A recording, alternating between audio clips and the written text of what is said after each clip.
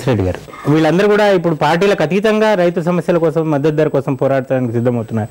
ఇప్పటికైనా ప్రభుత్వం కార్యాచరణ ప్రణాళిక ఏమైనా ప్రకటిస్తుందా? బియ్యం రవాణా ఎగుమతులపై నిషేధం తొలగించాలి. ఒకటే ఎక్స్పోర్ట్ విదేశాలకు, రవాణా మీద వచ్చేసి ఆ నిషేధం తొలగించాలనేది నేను పూర్తిగా ఏకీభవిస్తా. కానీ at the same time export మీద ఈ నిషేధం ఎత్తివేస్తానే కొన్ని రాజకీయ పార్టీలు కొందరు ఇమ్మీడియట్గా మరుసటి రోజే ఇంకా బియ్యం దొరకదు, ఒక బియ్యం గింజ దొరకదు, ఇంకా వినియోగదారుడు వచ్చేసి కేజీ 100 రూపాయలు కావాల్సి వస్తుంది అని చెప్పేసి మరుసటి రోజు వచ్చేసేసి పతాక శీర్షికలు వచ్చిన సందర్భాలు కూడా మనం చూస్తున్నాం.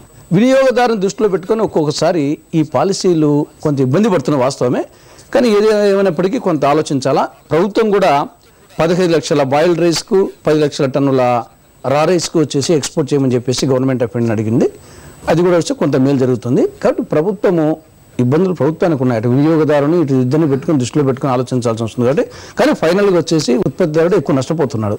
కానీ వినియోగదారుల ఉద్యమం అనేది మన దేశంలో వచ్చేసి రైతు ఉద్యమాల కంటే అది ఎక్కువగా అటు పొలిటికల్ పార్టీస్ కానీ, మీడియా కానీ, యూజువల్గా ప్రణాళికా సంఘంలో కానీ, జనరల్గా ప్రభుత్వాలు ఏదో ఒక వినియోగదారునికి ₹1 పెరుగుతానే, ఎర్రగడ్డలు పెరుగుతానే గవర్నమెంట్ పడిపోయిన నేపథ్యాలు చూసి ఎస్పెషల్లీ ఎక్కువగా కేంద్ర రాష్ట్ర ప్రభుత్వాలు వినియోగదారుని దృష్టిలో పెట్టుకుని చర్యలుగా తీసుకుంటారు. ఆ నేపథ్యంలో కొంత రైతు దెబ్బతింటున్నాడు జరిగిన పరిణామక్రమం.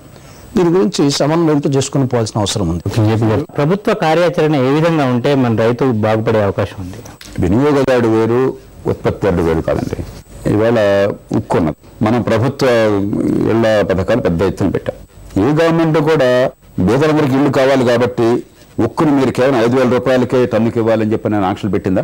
వినియోగదారుని మనం కాపాడుకోవాలి. విజ్ఞతగా రావడం వినియోగదారుడు ధర పెంచాలి అదే పనిగా అని చెప్పండి.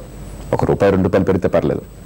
కానీ సరైన పరిష్కారం ఏంటంటే మార్కెట్ చైన్ని కంప్రెస్ చేయాలి. నిజంగా ఈ రాజకీయ పార్టీలందరూ కూడా రైతులకు మంచి చేయాలన్న కోరిక మన సొంతం నేను నమ్ముతున్నాను. కానీ మీ సంకల్పం కాదు భవిష్యత్తు నిర్ణయం చేసేది మీ ఆచరణ. రైతు బాగుపడాలని నా మనసులో కోరుకుని నన్ను నమ్మని చెప్పినట్టు రైతుని, వ్యవసాయాన్ని, కౌలుదారిని నాశనం చేయడం లక్ష్యంగా ప్రభుత్వాలు పనిచేస్తున్నాయి. దాని నుంచి బయటపడాలని చెప్పంటే కాస్త ఈ చర్చలు, దీని ద్వారా వాస్తవాలు ప్రజల ముందుకు రావాలి.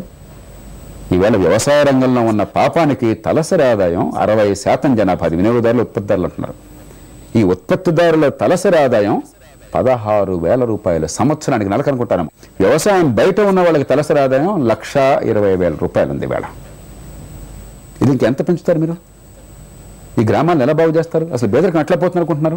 వ్యవసాయానికి, పరిశ్రమలకు వచ్చిన స్వేచ్ఛ రావాలి, వ్యవసాయానికి సంఖ్యలు తొలగాలి. రైతును మీరేమి ఆదుకోకర్లే, మీరే రైతును బెచ్చగాడుగా మార్చుకుంటూ ఉంటారు.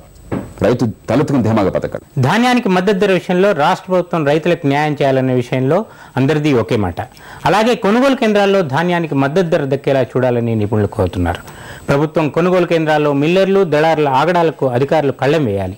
అదే సమయంలో ఐకేపీ కేంద్రాల్లో కొనుగోళ్లు పెరగాల్సి ఉంది. వ్యవసాయ ఖర్చులు నానాటికి పెరిగిపోతున్న నేపథ్యంలో ప్రభుత్వం ధాన్యానికి తగు గిట్టుబాటు ధర కల్పించి రైతును ఆదుకోవాల్సి ఉంది. ఇది నేటి ప్రతిధ్వని. రేపు మరో అంశంపై మళ్ళీ కలుద్దాం. నమస్కారం.